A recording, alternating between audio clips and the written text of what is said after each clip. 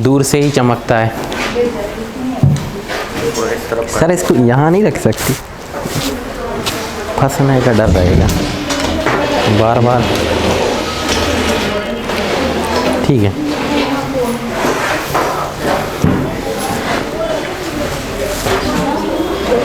Good morning all of you. कैसे हैं आप लोग? ठीक है, आज हम जनरल स्टडी पढ़ेंगे, यानी कि सामान्य अध्ययन, है ना, सामान्य अध्ययन। आजकल आप लोग देख रहे हैं, मैं सीधे वनडे एग्जाम की बात कर रहा हूँ। आपके दो प्रकार की प्रतियोगी परीक्षाएं होती हैं। एक होता है एक दिवसीय एग्जाम, यानी जिसे हम बोलते हैं वनडे एग्जामिनेशन, और एक होता है आपका जिसमें 3-4 स्टेप होते हैं। प्रारंभिक परीक्षा होगी, मुख्य परीक्षा होगी, फिर साक्षात्कार या इंटरव्यू होगा। तो वनडे एग्जाम का अगर हम लेवल का बात करें जीएस का, तो उसका आपका ये जो 3 स्टेप के एग्ज़ाम होते हैं, इनसे बहुत ज़्यादा लेवल हाई होता है। इसका जो सामान्य ज्ञान आता है वो करंट से रिलेटेड आता है ना, सबसे पहली बात।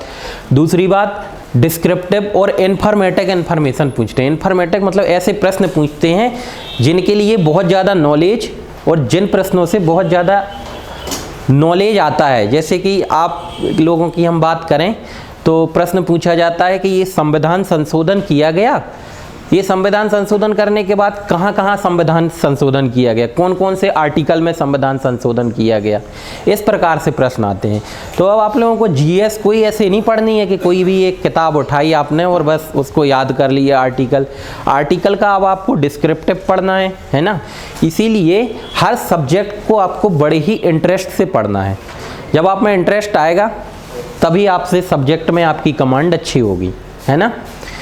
ठीक है, तो आज हम सबसे इंटरेस्टिंग सब्जेक्ट की बात करेंगे जो कि वर्तमान में भी खूब चल रहा है, राजनीति विज्ञान।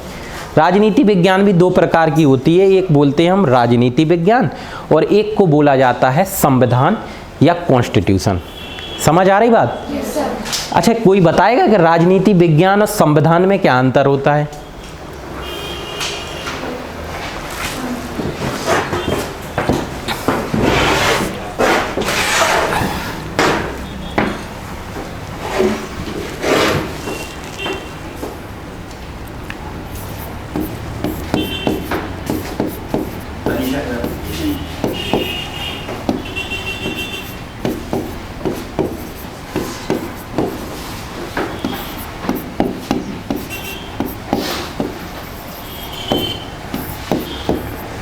जब भी कोई भी हमें शब्द समझ में ना आए उस शब्द को तुरंत तोड़ दो, है ना।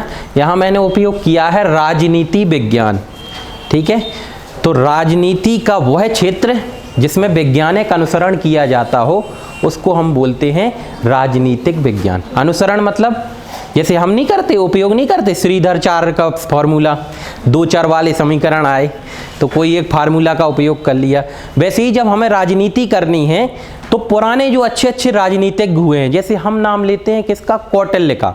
बहुत सी बात है, कौटिल्य ने, अगर हमारी जगह वो कौटिल्य होता तो ये करता, है ना। हमारी जगह मार्क्स होता तो ये, कार्ल मार्क्स होता तो ये करता, है ना। तो समझ में आ रही, राजनीति क्षेत्र में जब हम वैज्ञानिकों का अनुसरण करते हैं तो उसको हम बोलते हैं राजनीति विज्ञान। ठीक है, क्लियर बात है। अब राजनीति विज्ञान के ना प्रारंभ होने का कोई पता है ना अंत होने का। राजनीति हमारे यहाँ पे आज से चालू नहीं हुई है।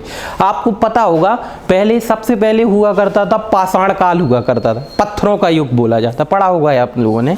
से पत्थर रहा करते थे उस समय, मनुष्य कहीं भी रहा करता था। ठीक है, उसके बाद क्या हुआ, मनुष्यों ने पत्थरों का उपयोग कर करके धीरे धीरे एक सभ्यता का निर्माण किया और लोग क्या होने लगे, एक साथ रहने लगे।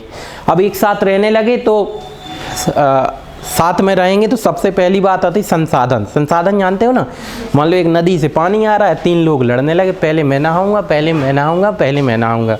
इस नदी का पानी का उपयोग मैं करूंगा, यहाँ पे खेती मैं करूंगा। तो बहुत सारी जटिल समस्याएं, बहुत सारी समस्याएं या प्रॉब्लम कंसीडर होने लगी।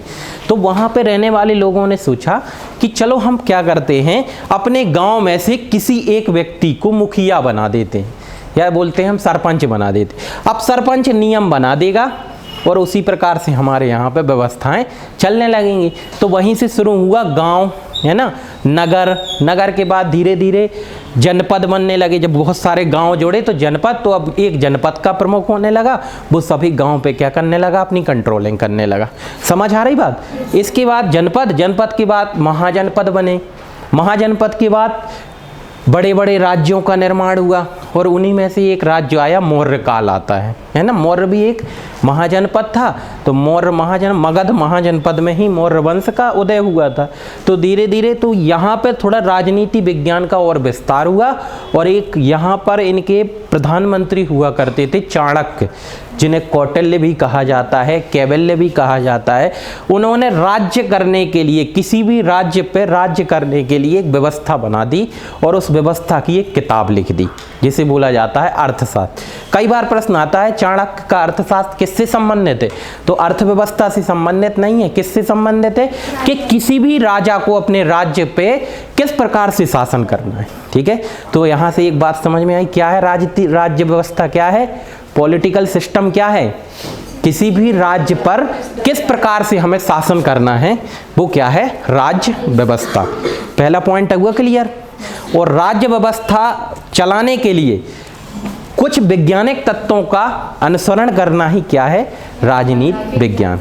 ठीक है, हमें राज्य व्यवस्था चलानी है तो हमने कुछ कौटिल्य से अनुसरण किया, कुछ किसी बाहरी वाले से अनुसरण किया, तो वो क्या हो गया, पूरा राजनीति विज्ञान। इसीलिए राजनीति विज्ञान बोला जाता है हमारे यहाँ पे प्रारंभ से ही शुरू है ना। जब से मानव सभ्यता का विकास हुआ राजनीति विज्ञान शुरू हो गई थी और राजनीति विज्ञान के बाद ही सारी शाखाएं पे निकली हैं। राजनीति आज का नहीं है, सबसे पहले है। उत्तराधिकारी की लड़ाई क्या है, क्या है उत्तराधिकारी की लड़ाई, आपने सुना होगा। एक वंश आया जिसमें अपने पिता को ही मार दिया जाता था। अब बताओ अगर राजनीति ना होती तो कोई पितृहंता बनता क्या? नहीं। किसको अपने पिता को मारना अच्छा लगता है? किसी को नहीं। लेकिन ये क्या है, पॉलिटिकल सिस्टम। तो पॉलिटिकल सिस्टम हमारे यहाँ पे आज से नहीं है, बहुत पुराना क्षेत्र है। ठीक है, इसके बाद हमारे यहाँ ब्रिटिश सरकार आई, आपने पढ़ा होगा, ब्रिटिशर्स आए है ना, डच आए, सब कोई ना कोई सिस्टम के साथ आए हैं, ऐसे नहीं आए हैं है ना। कोई एक अध्यादेश लेके आ गए, एक कानून लेके आ गए, एक कानून लेके आए कि हमें व्यापार करना है इस क्षेत्र पे, अब ये क्षेत्र आप हमें क्या तो गिरवी रख दो या हमें बेच दो, तो इस पे शासन हम करेंगे। धीरे धीरे वो शासन क्षेत्र बढ़ता गया, तो हमारे यहाँ पे राज्य व्यवस्था क्या होती गई, किसी कानून, फिर आपने सुना होगा ब्रिटिश सरकार के अधिनियम आने लगे, उनसे हम शासन करने लगे। क्लियर बात है। इस प्रकार से राज शासन हमारे यहाँ पे चलता रहा। जैसे हम बात करें मध्यकाल में भी तो एक सिस्टम था शासन चलाने का। जैसे मुगलों का एक प्रशासन हुआ करता था है ना, सूबा हुआ, प्रांत हुआ करता था, प्रांत में एक राज्य गवर्नर हुआ करता था, फिर उनका सूबा हुआ करता था, वहाँ पे सूबेदार हुआ करता था, सूबेदार की। तो ये सब क्या है, जो जनता पे शासन करने वाली व्यवस्था क्या कहलाती है, राज्य व्यवस्था कहलाती है। क्लियर बात है। अब राज्य व्यवस्था तो कई प्रकार की होती है, वो डिफरेंट मैटर है। सबसे पहले आपके दिमाग में आई बात, राज्य व्यवस्था क्या है, राज्य पर शासन करने वाली व्यवस्था ही क्या कहलाती है, राज्य व्यवस्था। राजनीति विज्ञान क्या है, विज्ञान का अनुसरण करना। राजनीति में वैज्ञानिक तत्वों को अनुसरण, अवलोकन या अध्ययन करना, सिंपल सी भाषा है, अध्ययन करना भी क्या है, राजनीति विज्ञान का भाग है। ठीक है, तो अब यहां से एक बात आपको समझ में आ गई कि राजनीति ही विज्ञान का भाग क्या हो गया, संविधान। क्लियर बात हुई। तो इसका भाग है, परंतु ये नहीं कह सकते ये संविधान ही राजनीति विज्ञान है, नहीं, संविधान अलग है। अब बात आती है किसकी, संविधान की। तो संविधान क्या हो जाता है, संविधान हो जाता है एक ऐसा दस्तावेज, एक ऐसा लिखित या मौखिक, ठीक है, एक ऐसा लिखित या मौखिक दस्तावेज जिसे किसी राज्य की व्यवस्थाओं को संचालित किया जाता है। वो क्या, यहाँ पे शासन शब्द नहीं आता, किसी राज्य की व्यवस्थाओं का संचालन, संचालन मतलब चलाई जाती है व्यवस्था। ठीक है, यहाँ पे कोई किसी पे, जैसे इस क्लास की एक व्यवस्था है ना कि आप लोग आएंगे, बैठेंगे, प्रेयर करेंगे, टीचर आएगा, पढ़ाएगा, है ना। तो ये सब व्यवस्था है, यहाँ कोई किसी के अधीन है क्या, आपका काम है पढ़ना, और टीचर का काम क्या है, पढ़ाना। तो ये सब क्या है, एक व्यवस्था है, इस पे कोई किसी के अधीन नहीं है। आप लोग आज नहीं आते तो कोई क्या कर, कोई क्या टीचर आपको अगले दिन भगा देता है क्या, नहीं भगा सकता। ठीक है, तो ये कक्षा क्या है, एक व्यवस्था है ना। क्लियर बात है। तो किसी ऐसा लिखित या मौखिक दस्तावेज जिससे किसी राज्य की व्यवस्थाओं का संचालन किया जाता है उसको हम संविधान कहते हैं। ठीक है, अब ठीक है,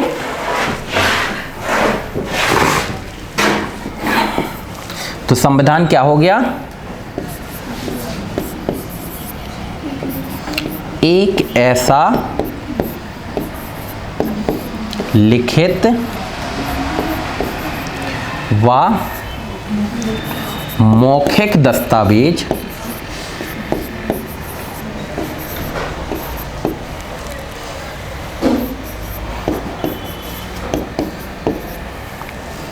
जिससे किसी राज्य की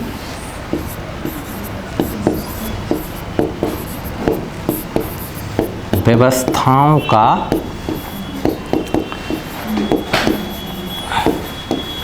संचालन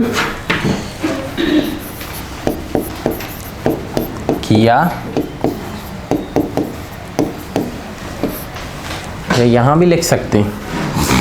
ठीक है, तो दो प्रकार के होते हैं, या मैंने क्या बात बोला, कहीं कहीं लिखित भी है और कहीं कहीं मौखिक भी है। जैसे अमेरिका का कॉन्स्टिट्यूशन क्या है? लिखित है ना।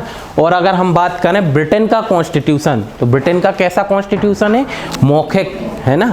वहाँ पे शासन कैसे होता है? मौखिक दस्तावेजों से होता है। और अपने यहाँ पे शासन कैसे होता है? लिखित। क्लियर बात है। इसीलिए एक बात बताओ, अमेंडमेंट कहाँ जल्दी आसानी से हो सकता है? देखो, लिखित में तो अमेंडमेंट आसानी से हो सकता है ना, कि मौखिक में हो सकता है? मौखिक व्यवस्था में अमेंडमेंट आसानी से हो जाता है, लेकिन लिखित व्यवस्थाओं में संशोधन करना थोड़ा डिफिकल्ट होता है। क्लियर? पहली बात, 3 बातें आज समझाई मैंने शुरू से, तीनों बातें स्पष्ट हुई। क्या है राजनीति व्यवस्था? राज्य व्यवस्था बताओ बेटा, क्या है राज्य व्यवस्था?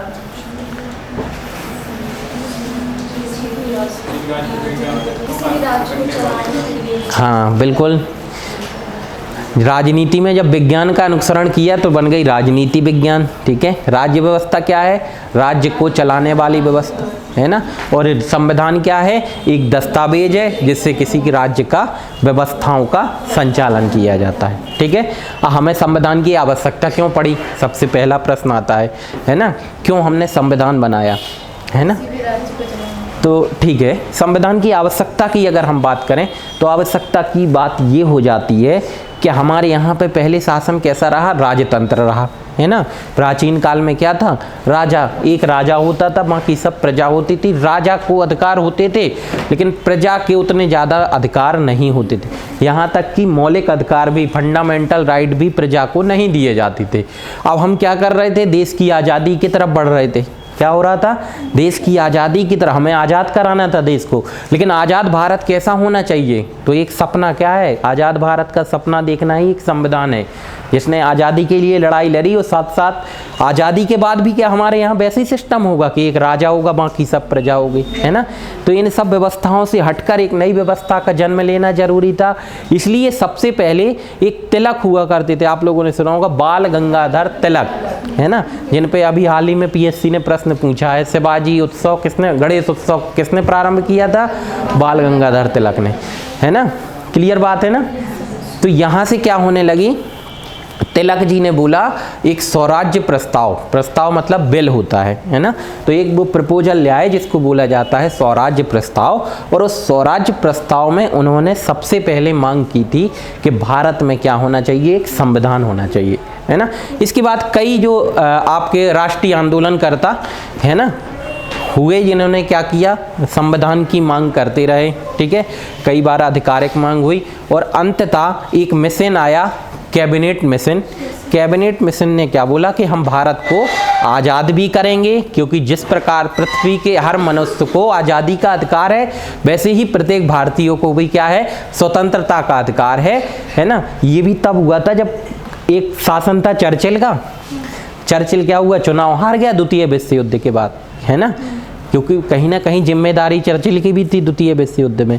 चर्चिल के बाद आया क्लीमेंट एटली, वो ब्रिटेन का सबसे अच्छा प्रधानमंत्री कहलाता है, उदारवादी पार्टी का नेता था। तो उसने कहा भारत पे हम शासन तो करेंगे नहीं, अब हम भारत को क्या करेंगे, स्वतंत्र करेंगे। वो भारत जिस तरीके से चाहता है उस तरह से हम भारत को स्वतंत्र करेंगे, अर्थात हम भारत को क्या करेंगे, स्वतंत्र करेंगे। और भारत को हम तब स्वतंत्र करेंगे जब भारत एक ऐसा दस्तावेज, एक संविधान का निर्माण कर लेगा जिससे उसके राज्य की व्यवस्थाएं चलेंगी, तब हम भारत को क्या करेंगे, स्वतंत्र करेंगे। तो कैबिनेट मिशन ने ही सबसे के प्रस्ताव के आधार पर ही भारत में संविधान सभा का क्या होने लगा, निर्माण होने लगा। संविधान सभा क्या थी? संविधान सभा एक ऐसी सभा थी, एक ऐसी असेंबली है जिसने संविधान का निर्माण किया। अब ये संविधान किसके लिए बन रहा था? भारतीयों के लिए। किसके लिए? भारत। इसको बनाएगा कौन? अब ऐसा तो नहीं कि कुछ राजा उठा लिए कि सिंधिया घराने से, इंदौर घराने से, ऐसा तो नहीं था। किसके लिए था? जनता के लिए। तो इसमें एक सिस्टम सोचा गया कि इसमें जो संविधान को बनाने वाले लोग होंगे वो कहाँ से चुनकर आएंगे? जनता। इसलिए आपकी प्रस्तावना में लिखा है जनता का, जनता के लिए शासन, है ना। ये किसका शासन है? जनता का। जो संविधान सभा के व्यक्ति थे 389 थे, वो कहाँ से चुन करके आए थे? वो सब आपके जनता द्वारा निर्वाचित होकर के आए थे। कैसे आए थे? इलेक्टेड या कुछ नॉमिनेटेड थे, लेकिन किसके प्रतिनिधि थे वो? किसको रिप्रेजेंट करते थे? जनता को। तो संविधान किसने बनाया है? इनडायरेक्टली। इनडायरेक्टली संविधान बनाया है जनता ने, है ना। इसलिए इसको बेहतर तरीके से बनाया गया है कि जनता का शासन है, जनता के लिए। अपने यहाँ मुख्यमंत्री बोलते हम जरूर हैं, मुखिया हैं राज्य के, कोई मुखिया नहीं होते हैं। क्या होते हैं? जनप्रतिनिधि, है ना, जनता के प्रतिनिधि होते हैं, है ना। क्लियर बात है। मुख्यमंत्री पद विशेष कुछ नहीं है बिना जनता के। देखो आप लोगों ने ही वोट किया होगा उनको, तब उनके विधायक जीते और फिर विधायकों के बाद उनको मुख्यमंत्री बनाया गया, है ना। वो अलग बात हुई कि मुख्यमंत्री अंत में किसको, है ना, वो सब क्या है, अलग मैटर है। लेकिन मुख्यमंत्री किसको बनाया जाता है? जिनके विधायक ज़्यादा होते हैं, ठीक है। जिनके ज़्यादा विधायक होते हैं उनको ही मुख्यमंत्री। अब विधायक कहाँ से